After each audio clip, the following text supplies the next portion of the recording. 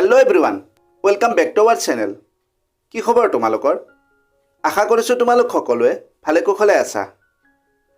আজিৰ ভিডিঅ'টোত আমি HS সেকেন্ড ইয়াৰ ফাইনেল পৰীক্ষা 2027 ৰ বাবে ইংলিছ সাবজেক্টৰ এখন বেষ্ট গাইডবুক লৈ আহিছো।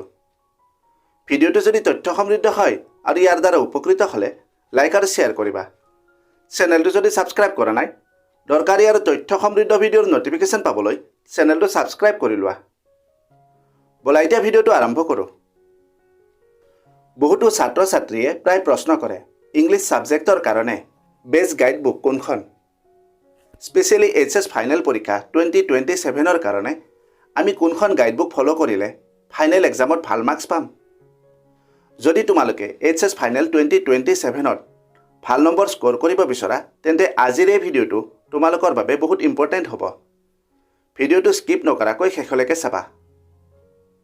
বৰ্তমান সময়ত অনলাইন বা অফলাইন মাৰ্কেটত বহুতো গাইডবুক এভেইলেবল হয়, কিন্তু ASEP বোৰ্ডৰ ফাইনেল পৰীক্ষাৰ বাবে কোনখন বেষ্ট হ'ব? কাৰণ যদি এখন ভুল গাইডবুক ফলো কৰা তোমালোকৰ মাৰ্কস ইনক্ৰিজ হোৱাৰ সলনি মাৰ্কস কমিহে থাকিব।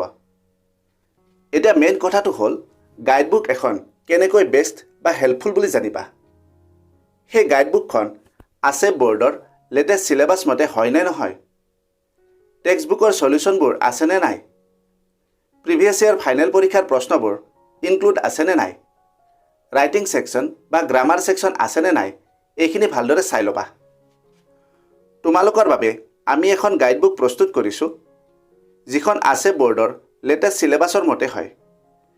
ইয়াত তোমালোকে দুইখন টেক্সট বুকৰ সলিউশনবোৰ পাবা। প্ৰিভিয়াস ইয়াৰ ফাইনেল পৰীক্ষা 2012 ৰ পৰা 2026 লৈ সকলো প্ৰশ্নৰ আনসাৰ দিয়া আছে। যোৱা 3 বছৰৰ প্ৰি ফাইনেল পৰীক্ষাত যিবোৰ প্ৰশ্ন আহিছিল সকলো ইনক্লুড আছে।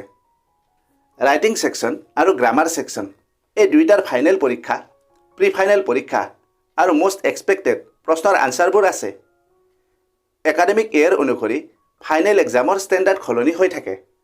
মানে কোনোবা এটা বছৰত ক্ৰিটিকেল আহে আৰু আন কোনোবা এটা বছৰত ইজি আহে।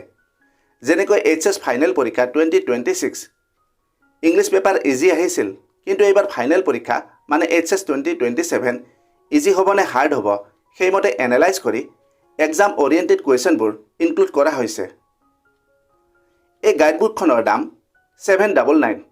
যদি কোনোবাই বাই কৰিব বিচৰা ডেছক্ৰিপশ্যনত লিংক আছে, তাৰ পৰা বাই কৰিব পাৰিবা।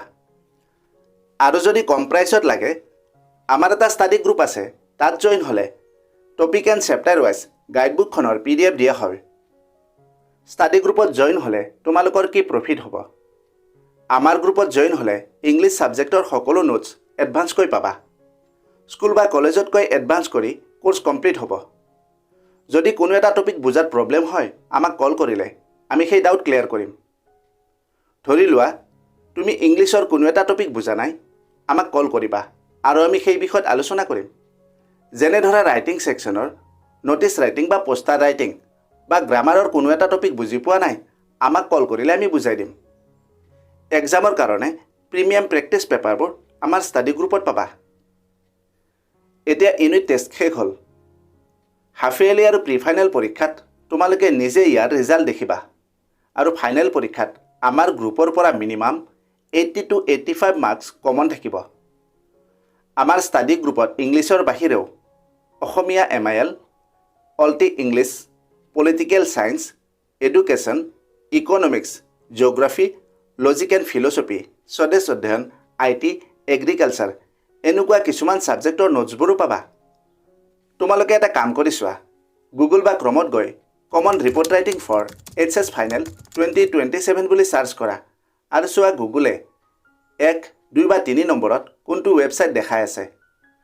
আমাৰ ষ্টাডি গ্ৰুপত জইন হ'ব লাগে নে নাই তাৰ পিছত ডিসিশন লোৱা।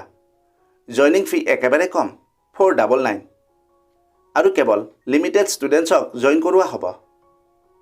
আমাৰ ষ্টাডি গ্ৰুপত যিবোৰ সুবিধা দিয়া হয় অসমত এনেকুৱা ষ্টাডি গ্ৰুপ হয়তো নাই যিয়ে ইমানবোৰ সুবিধা দিব। তাতে আমাৰ জইনিং ফিও কম।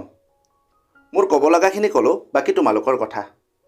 আশা কৰোঁ এই ভিডিঅ'টোৱে তোমালোকক কিছু হ'লেও সহায় কৰিব। যদি কিবা প্ৰশ্ন আছে আৰু কোনখন জিলাৰ পৰা ভিডিঅ'টো চাই আছা কমেণ্ট কৰিবা।